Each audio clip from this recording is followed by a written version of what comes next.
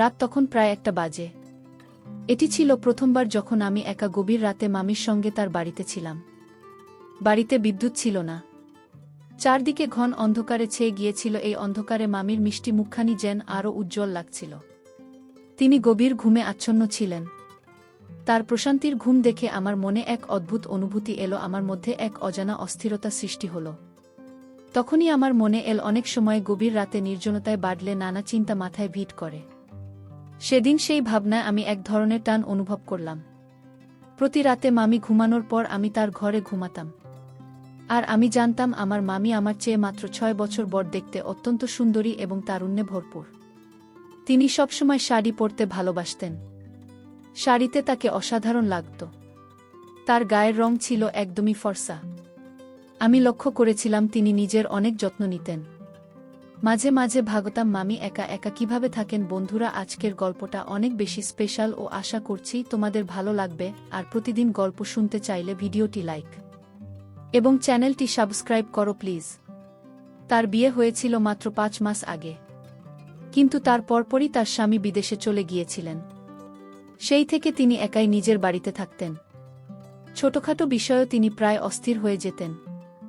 এমন সময় তিনি আমার মাকে ফোন করতেন, আর আমি সুযোগ পেয়ে তাদের বাড়িতে চলে যেতাম, কারণ মায়ের কথাগুলো শুনতে আমার ভালো লাগত না।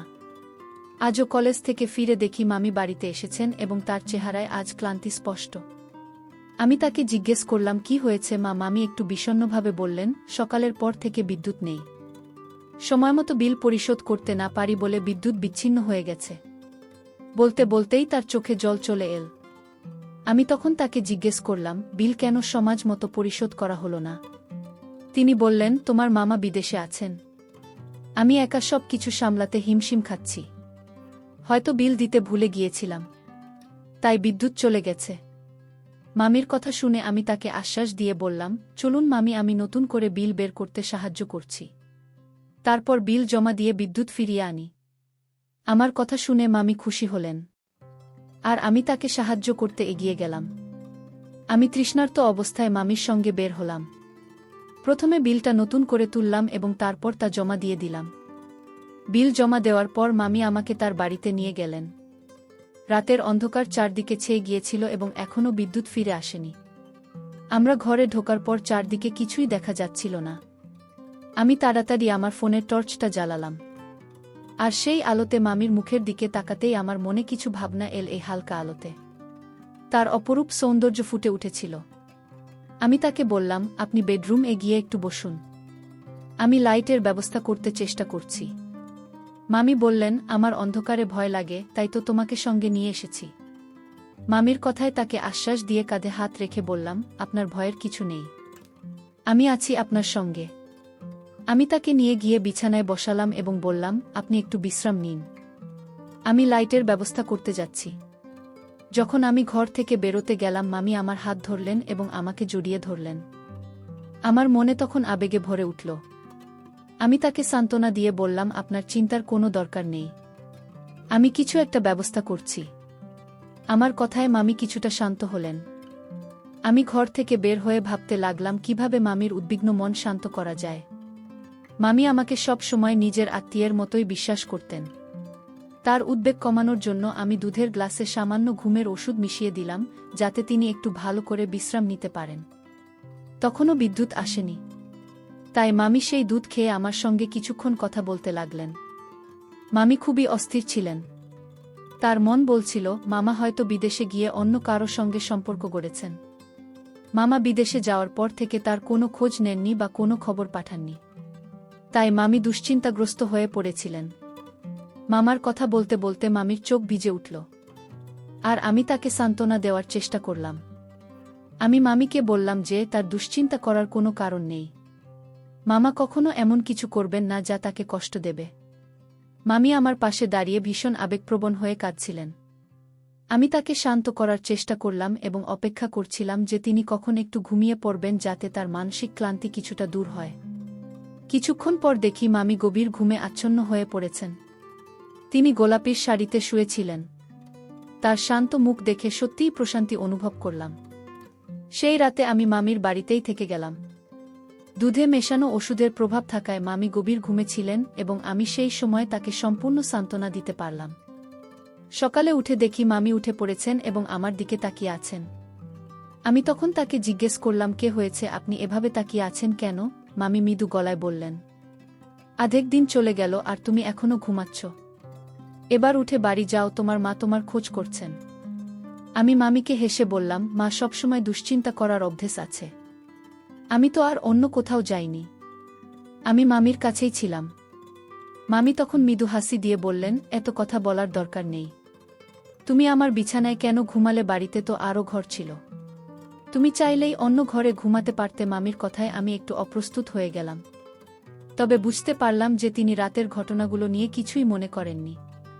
মামির কথাগুলো এড়িয়ে আমি উঠে ফ্রেশ হয়ে নিলাম। তারপর বাড়ি ফেরার জন্য প্রস্তুত হলাম। বাড়িতে পৌঁছে দেখি মা রাগ করে বসে আছেন। বললেন, কাল সকালে গিয়েছ, আজ ফিরছ? আমি মাকে বললাম, মামি অন্ধকারে একা থাকতে ভয় পাচ্ছিলেন, তাই থেকে গিয়েছিলাম। এখন সকালে বিদ্যুৎ এসে গেছে, তাই তিনি নিশ্চিন্ত আছেন। মা তখন বললেন, তোমার মামির এমনই স্বভাব, সবসময় ছোট ছোট বিষয় নিয়ে দুশ্চিন্তা করেন। তার মনে হয় তার স্বামী বিদেশে গিয়ে অন্য কোথাও আসক্ত হয়েছেন, সে তো সেখানে কাজ করছে, কিন্তু মামি চান যে তিনি যেন সবসময় ফোন এ তার সঙ্গে কথা বলেন। মামা এই অতিরিক্ত চিন্তার অভ্যাস নিয়ে বিরক্ত ছিলেন, আর আমি মায়ের কথা চুপচাপ শুনে যাচ্ছিলাম। এভাবেই দুদিন কেটে গেল এবং আমি মামির বাড়ির দিকে আর যাইনি। তবে মঞ্চা ছিল কিভাবে আবার মামির বাড়িতে যাওয়া যায়। দুদিন পর সন্ধ্যায় বন্ধুবান্ধবের সঙ্গে সময় কাটিয়ে বাড়ি ফিরলাম এবং দেখলাম মা পনিরের তরকারি রান্না করছেন। মায়ের সামনে ইচ্ছে করেই বললাম, মামি তো পনিরের তরকারি ভীষণ পছন্দ করেন, যদি কাছেই থাকতেন তবে দিয়ে আসতাম। মা মামির উপর মাঝে মাঝে বিরক্ত হলেও তাকে খুব ভালোবাসেন। আমার কথা শুনে মা বললেন, মামির বাড়ি এতটাও দূরে নয়, তুমি তো বাইক নিয়ে 5 মিনিট এই পৌঁছে যেতে পারো, যাও গিয়ে দিয়ে এসো। আমি মনে মনে এই সুযোগের অপেক্ষায় ছিলাম, মুখে একটু অনিচ্ছার ভান করে বললাম, ঠিক আছে, আপনি প্যাক করে দিন, আমি দিয়ে আসছি। আর আমি মনে মনে অনেক খুশি হলাম। মা তাড়াতাড়ি করে পাত্রটা গুছিয়ে দিলেন, আর আমি মামির বাড়ির দিকে রওনা দিলাম। মামির বাড়িতে পৌঁছে দেখি তিনি খেতে বসেছেন। পনিরের তরকারি দেখে তার মুখে হাসি ফুটে উঠল। খেতে বসালায় আমিও তার সঙ্গে বসে গেলাম। খাওয়া শেষ হওয়ার পর আমি চায়ের আবদার করলাম। তখনই মনে হলো বাড়ি ফিরতে আর মন চাইছে না। চা খেতে খেতে আমরা দুজনে লুডো খেলায় মেতে উঠলাম। গল্প করেই সময় কাটতে থাকল মামা না থাকায়। মামি ভীষণ একাকী হয়েছেন, বিভিন্ন কথা আমাকে জানালেন। আমি বাড়িতে ফোন করে মাকে জানালাম যে মামি আমাকে জোর করে থাকতে বলছেন, যদিও মামি এমন কিছু বলেননি। তারপর মামির দিকে তাকিয়ে বললাম, মামি, আপনি এত দুর্বল হয়ে পড়ছেন, নিয়মিত দুধ খান না কেন? মামি হেসে বললেন, একেই তো কেউ দুধ এনে দেয় না, আর তার উপর একা একা সব সামলাতে হয়। আমি তখন বললাম, ঠিক আছে, এই দায়িত্ব এখন থেকে আমার। আমি দুধ এনে তা গরম করে মামিকে দিলাম। দুধ হাতে নিয়ে মামি আমাকে স্নেহের দৃষ্টিতে দেখে বললেন, তোমার মতো ভাগ্নে সবার থাকা উচিত। তুমি আমার প্রতি এমন যত্নশীল যে তোমার মামা না থাকলেও আমার কোনো অসুবিধা হয় না। মামির কথা শুনে আমি মৃদু হেসে বললাম, কিন্তু তিনি জানতেন না যে আমার এই যত্নের পিছনে ভিন্ন উদ্দেশ্য রয়েছে। মামি দুধ পান করলেন এবং কিছুক্ষণ লুডো খেলার পর নিজের ঘরে ঘুমাতে চলে গেলেন। তার ঘুমের মধ্যে আমি রাতটা নিরিবিলি কাটিয়ে দিলাম। ভোরবেলায় ক্লান্তি অনুভব করে কিছুটা বিশ্রাম নিলাম। মামির কথা মনে পড়ায় আমি পাশের সোফায় শুয়ে পড়ি, যেন কোনোভাবে তিনি সন্দেহ না করেন। পরদিন সকালে আমি একটু দেরি করে ঘুম থেকে উঠলাম। যখন আমি উঠলাম, মামিও আমার সঙ্গে জেগে উঠলেন। তিনি বললেন, তুমি রাতে এখানে ছিলে, তোমার মা তো চিন্তা করবেন। আমি হাসি দিয়ে বললাম, না, আমি মাকে আগেই ফোনে জানিয়েছি। তিনি বরং খুশি যে আপনার পাশে কেউ ছিল, নইলে একা একা আপনি কিভাবে সময় কাটান। এইভাবেই মা সব সময় চিন্তিত থাকতেন। বিকেলের দিকে আমি বাড়ি ফিরে এলাম। মা তখন বললেন, তোমার পড়াশোনার দিকে খেয়াল দাও। মামির কাজে সারাক্ষণ লেগে থাকলে তোমার নিজের ভবিষ্যৎ নিয়ে চিন্তা করা হবে না। আমি তখন মাকে বললাম, মা, তিনি তো একা থাকেন, যদি আমরা তার কাজে একটু সাহায্য করতে পারি তাহলে খারাপ কি? তারপর আমি বললাম, এখন থেকে আমি প্রতিদিন রাতে মামির বাড়ি যাব, যাতে একটু পাহারা দেওয়া হয়। পাড়ার লোকজন বলছিল সম্প্রতি চুলের সমস্যা বেড়েছে। আমার কথা শুনে মা একটু চিন্তিত হলেন। তারপর বললেন, ঠিক আছে, তবে সকালে ঠিক সময়ে ফিরে আসবে, তোমার ক্লাস যেন মিস না হয়। আমি মাকে প্রতিশ্রুতি দিলাম যে প্রতিদিন সকালে সঠিক সময়ে ফিরে আসব বা সেখান থেকে কলেজে চলে যাব। আমি ভাবলামও এভাবে প্রতিদিন মামির বাড়ি থাকলে পড়াশোনার ক্ষতি হবে না। আমি মামিকে বললাম সাম্প্রতিক সময়ে পাড়ায় চুরির ঘটনা বেড়েছে এবং কয়েকটি গল্প বললাম, যা শুনে মামি কিছুটা ভীত হয়েছিলেন। এরপর থেকে আমি প্রতিদিন রাতে দুধ নিয়ে মামির ঘরে যেতাম। মামি দুধ খেয়ে ঘুমিয়ে পড়লে আমি তার নিরাপত্তার দায়িত্ব পালন করতাম। আমার এই দায়িত্ব পালন করতে পেরে বেশ সন্তুষ্ট ছিলাম, কারণ মামিও এতে বেশ আশ্বস্ত ছিলেন। ধীরে ধীরে মামি নিজেই আমাকে রাতে থেকে যাওয়ার কথা বলতেন, আর মাকেও চিন্তা করতে হতো না, কারণ আমি ঠিক সময় কলেজে যাচ্ছিলাম। আর রাতের মামির সাথে আমার সমঝোতা ভালো ছিল। তিনি এখনও জানতেন না যে আমি কেন তার কাছাকাছি থাকতে চাইছিলাম। তবে আমার জন্য একটানা রাত জেগে সকালে উঠে ক্লাসে যাওয়া কঠিন হলেও আমি কোনোভাবে সামলে নিচ্ছিলাম।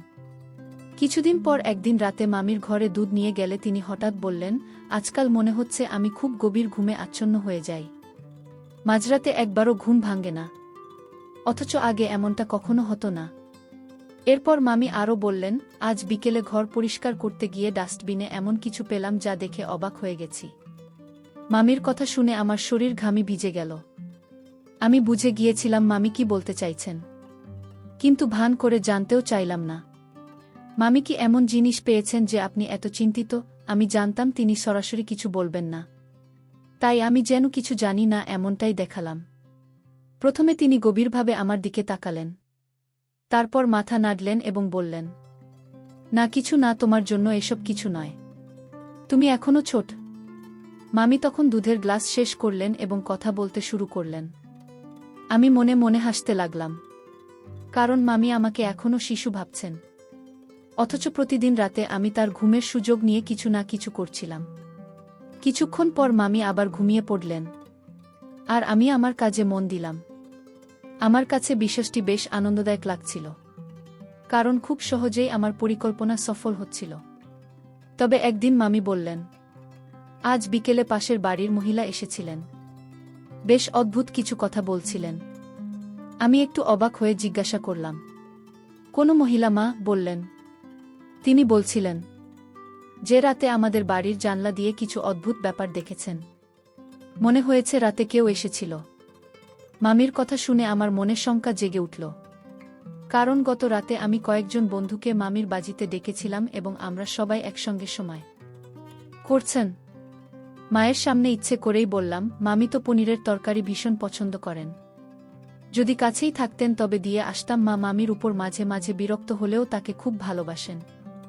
আমার কথা শুনে মা বললেন, মামির বাড়ি এতটাও দূরে নয়, তুমি তো বাইক নিয়ে 5 মিনিট এই পৌঁছে যেতে পারো, যাও গিয়ে দিয়ে এসো। আমি মনে মনে এই সুযোগের অপেক্ষায় ছিলাম, মুখে একটু অনিচ্ছার ভান করে বললাম, ঠিক আছে, আপনি প্যাক করে দিন, আমি দিয়ে আসছি। আর আমি মনে মনে অনেক খুশি হলাম। মা তাড়াতাড়ি করে পাত্রটা গুছিয়ে দিলেন, আর আমি মামির বাড়ির দিকে রওনা দিলাম। মামির বাড়িতে পৌঁছে দেখি তিনি খেতে বসেছেন। পনিরের তরকারি দেখে তার মুখে হাসি ফুটে উঠল। খেতে বসালায় আমিও তার সঙ্গে বসে গেলাম। খাওয়া শেষ হওয়ার পর আমি চায়ের আবদার করলাম। তখনই মনে হলো বাড়ি ফিরতে আর মন চাইছে না। চা খেতে খেতে আমরা দুজনে লুডো খেলায় মেতে উঠলাম। গল্প করেই সময় কাটতে থাকল মামা না থাকায়। মামি ভীষণ একাকী হয়েছেন। বিভিন্ন কথা আমাকে জানালেন। আমি বাড়িতে ফোন করে মাকে জানালাম যে মামি আমাকে জোর করে থাকতে বলছেন, যদিও মামি এমন কিছু বলেননি। তারপর মামির দিকে তাকিয়ে বললাম, মামি, আপনি এত দুর্বল হয়ে পড়ছেন, নিয়মিত দুধ খান না কেন? মামি হেসে বললেন, একেই তো কেউ দুধ এনে দেয় না, আর তার উপর একা একা সব সামলাতে হয়। আমি তখন বললাম, ঠিক আছে, এই দায়িত্ব এখন থেকে আমার। আমি দুধ এনে তা গরম করে মামিকে দিলাম।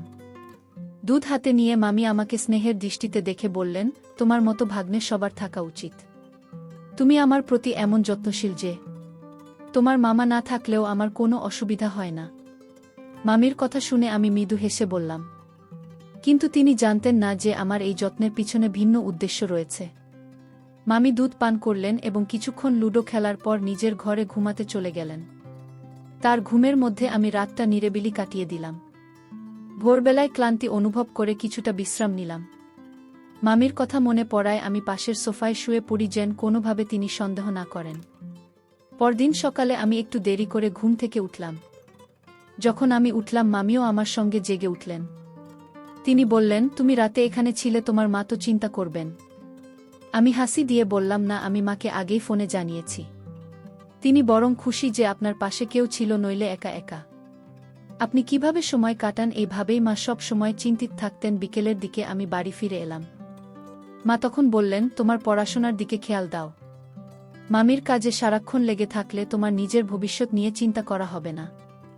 আমি তখন মাকে বললাম, মা, তিনি তো একা থাকেন, যদি আমরা তার কাজে একটু সাহায্য করতে পারি তাহলে খারাপ কি? তারপর আমি বললাম, এখন থেকে আমি প্রতিদিন রাতে মামির বাড়ি যাব, যাতে একটু পাহারা দেওয়া হয়। পাড়ার লোকজন বলছিল সম্প্রতি চুলের সমস্যা বেড়েছে। আমার কথা শুনে মা একটু চিন্তিত হলেন। তারপর বললেন, ঠিক আছে, তবে সকালে ঠিক সময়ে ফিরে আসবে, তোমার ক্লাস যেন মিস না হয়। আমি মাকে প্রতিশ্রুতি দিলাম যে প্রতিদিন সকালে সঠিক সময়ে ফিরে আসব বা সেখান থেকে কলেজে চলে যাব। আমি ভাবলামও, এভাবে প্রতিদিন মামির বাড়ি থাকলে পড়াশোনার ক্ষতি হবে না। আমি মামিকে বললাম, সাম্প্রতিক সময়ে পাড়ায় চুরির ঘটনা বেড়েছে এবং কয়েকটি গল্প বললাম, যা শুনে মামি কিছুটা ভীত হয়েছিলেন। এরপর থেকে আমি প্রতিদিন রাতে দুধ নিয়ে মামির ঘরে যেতাম। মামি দুধ খেয়ে ঘুমিয়ে পড়লে আমি তার নিরাপত্তার দায়িত্ব পালন করতাম। আমার এই দায়িত্ব পালন করতে পেরে বেশ সন্তুষ্ট ছিলাম, কারণ মামিও এতে বেশ আশ্বস্ত ছিলেন। ধীরে ধীরে মামি নিজেই আমাকে রাতে থেকে যাওয়ার কথা বলতেন, আর মাকেও চিন্তা করতে হতো না, কারণ আমি ঠিক সময় কলেজে যাচ্ছিলাম। আর রাতের মামির সাথে আমার সমঝোতা ভালো ছিল। তিনি এখনও জানতেন না যে আমি কেন তার কাছাকাছি থাকতে চাইছিলাম। তবে আমার জন্য একটানা রাত জেগে সকালে উঠে ক্লাসে যাওয়া কঠিন হলেও আমি কোনোভাবে সামলে নিচ্ছিলাম। কিছুদিন পর একদিন রাতে মামির ঘরে দুধ নিয়ে গেলে তিনি হঠাৎ বললেন, আজকাল মনে হচ্ছে আমি খুব গভীর ঘুমে আচ্ছন্ন হয়ে যাই। মাঝরাতে একবারও ঘুম ভাঙে না, অথচ আগে এমনটা কখনো হতো না। এরপর মামি আরও বললেন, আজ বিকেলে ঘর পরিষ্কার করতে গিয়ে ডাস্টবিনে এমন কিছু পেলাম যা দেখে অবাক হয়ে গেছি। মামির কথা শুনে আমার শরীর ঘামি ভিজে গেল। আমি বুঝে গিয়েছিলাম মামি কি বলতে চাইছেন, কিন্তু ভান করে জানতেও চাইলাম না। মামি কি এমন জিনিস পেয়েছেন যে আপনি এত চিন্তিত? আমি জানতাম তিনি সরাসরি কিছু বলবেন না, তাই আমি যেন কিছু জানি না এমনটাই দেখালাম। প্রথমে তিনি গভীরভাবে আমার দিকে তাকালেন, তারপর মাথা নাড়লেন এবং বললেন, না, কিছু না, তোমার জন্য এসব কিছু নয়, তুমি এখনো ছোট। মামি তখন দুধের গ্লাস শেষ করলেন এবং কথা বলতে শুরু করলেন।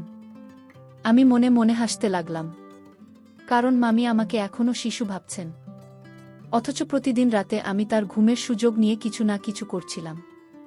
কিছুক্ষণ পর মামি আবার ঘুমিয়ে পড়লেন, আর আমি আমার কাজে মন দিলাম। আমার কাছে বিষয়টি বেশ আনন্দদায়ক লাগছিল, কারণ খুব সহজেই আমার পরিকল্পনা সফল হচ্ছিল। তবে একদিন মামি বললেন, আজ বিকেলে পাশের বাড়ির মহিলা এসেছিলেন, বেশ অদ্ভুত কিছু কথা বলছিলেন। আমি একটু অবাক হয়ে জিজ্ঞাসা করলাম, কোন মহিলা মা? বললেন, তিনি বলছিলেন যে রাতে আমাদের বাড়ির জানলা দিয়ে কিছু অদ্ভুত ব্যাপার দেখেছেন, মনে হয়েছে রাতে কেউ এসেছিল।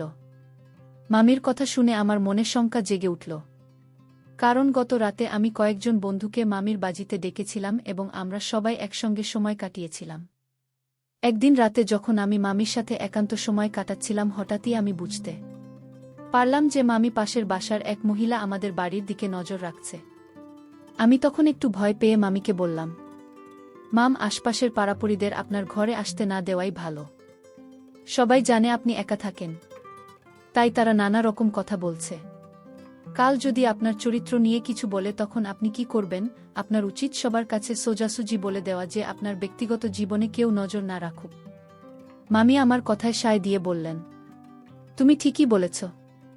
আজ যদি সে বলে থাকে যে কাউকে দেখেছে, তাহলে কাল বলতে পারে যে কেউ আমার সাথে দেখা করতে এসেছে। তখন আমার কি হবে? মামির মনে আমার কথা ভালোভাবে ঢুকে গিয়েছিল।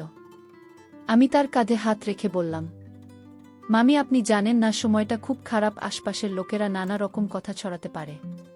যদি কেউ আপনার শ্বশুরবাড়ির লোকদের কাছে কিছু ভুল তথ্য পৌঁছে দেয় তাহলে আপনারই সমস্যা হবে। তাই পাড়াপড়শির সাথে একটু কঠোর হয়ে চলুন এবং কাউকে আপনার ব্যক্তিগত বিষয়ে কথা বলার সুযোগ দেবেন না।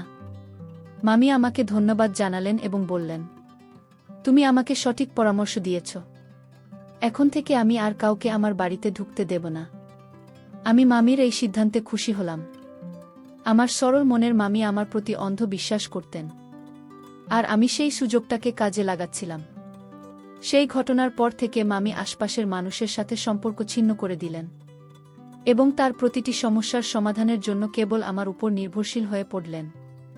ছোটখাটো যে কোনো বিষয়ে তিনি আমাকে ফোন করতেন, আর আমি সঙ্গে সঙ্গে হাজির হতাম।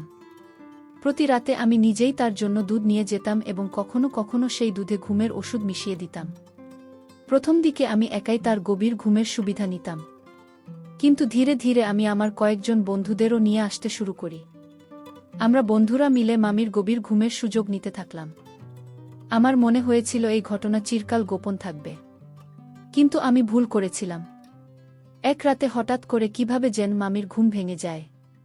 তিনি ঘর থেকে বের হয়ে এসে দেখেন আমি এবং আমার বন্ধুরা লাউঞ্জে বসে আছি। কিছুক্ষণের মধ্যেই মামি সব বুঝে যান এবং বিস্মিত চোখে আমার দিকে তাকিয়ে থাকলেন। মামির এই আচরণে আমার বন্ধুরাও ভয় পেয়ে দ্রুত সেখান থেকে চলে যায়। তাদের চলে যাবার পর মামি আমার কাছে এসে কান ধরে জিজ্ঞেস করলেন, এখানে এসব কি সব চলছে? আমি ভীষণ ভয় পেয়ে গিয়েছিলাম এবং কিছুই বলতে পারছিলাম না। আমি মামিকে বললাম, মামি, আমি শুধু পড়াশোনার জন্য বন্ধুদের ডেকেছি।